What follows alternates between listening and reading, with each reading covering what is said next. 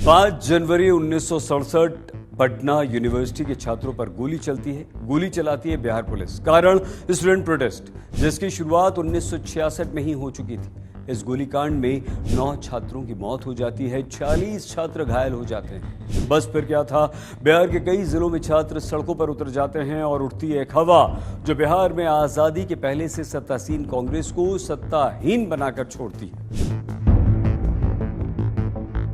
उस समय बिहार के मुख्यमंत्री थे के.बी. सहाय और उन्हें सत्ता संभाले लगभग 3.5 वर्ष हो चुके थे।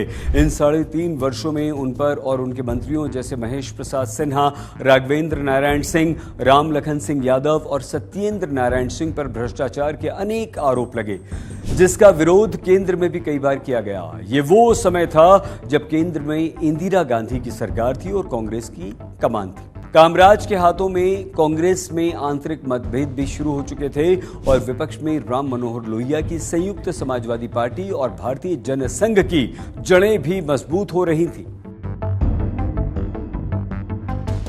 5 जनवरी को हुए गोलीकांड ने आरोपों और शिकायतों की सुलगन को लपटों में तब्दील कर दिया, जिसमें सबसे पहले झुलसी के.बी. सहाय की छवि और फिर बिहार में कांग्रेस की सरकार।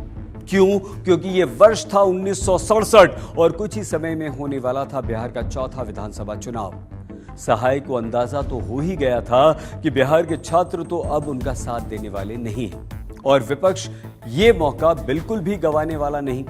एक तरफ सहाय अपने लिए एक सुरक्षित सीट की तलाश करते हुए चुनावी बिसात सजाने में लगे थे, वहीं दूसरी तरफ छात्रों का गुस्सा अब नियंत्रण से बाहर होता जा रहा था।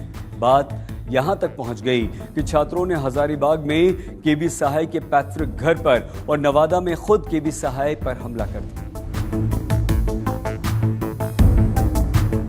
इस दौरान कांग्रेस के मुखिया के कामराज पटना पहुंचते हैं और इन मामलों पर एक न्यायिक जांच बैठाने पर चर्चा होती है, जिसके बाद सहाय कामराज को अपना इस्तीफा सौंप देते हैं, ये कहते हुए कि ये सब विपक्ष की साजिश है।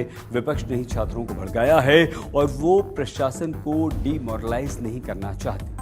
कामराज इस्तीफा ठुकरा देते। भ्रष्टाचार के आरोप, गोलीकांड और उचित कार्रवाई की कमी ने सहाय को असहाय बना दिया। चुनाव प्रचार के दौरान गलियों में एक नारा गूंजता है, गली गली में शोर है, के.बी. सहाय चोर है। गलियों की ये गूंज उनके घर तक भी पहुंची। इस बात का उल्लेख संतोष सिंह की किताब बिहार रूल्ड और मिसरूल्ड में भी मिलता है। सिंह लिखते हैं, हद तो तब हो गई जब के.बी. सहाय के छज्जूबाग आवास पर एक दिन उनका पोता, जो तब बाल्यावस्था में था, वो भी उनके खिलाफ सड़क पर लगाए जाने वाले नारों को दोहराने लगा। कांग्रेस चुनाव हार जाती है और साथ ही सहाय अपनी विधायकी खो बैठते हैं। आगे चलकर महामाया प्रसाद बिहार के मुख्यमंत्री बनते हैं और के.बी. सहाय पर लगे भ्रष्टाचार के आरोप की जांच के लिए कमीशन का गठन होता है। नाम पड़ा अय्यर कमीशन, क्योंकि इसका नेतृत्व कर रहे थे टी.एल. वेंकटरामा अय्यर।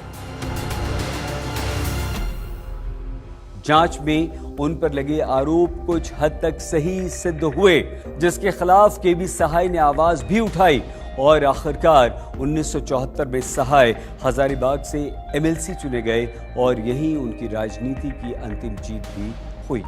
उसी वर्ष जून के महीने में एक कार एक्सीडेंट में उनकी मौत हो जाती है और उनके साथ ही खत्म होता है बिहार की राजनीति में के.बी. सहाय का अध्याय।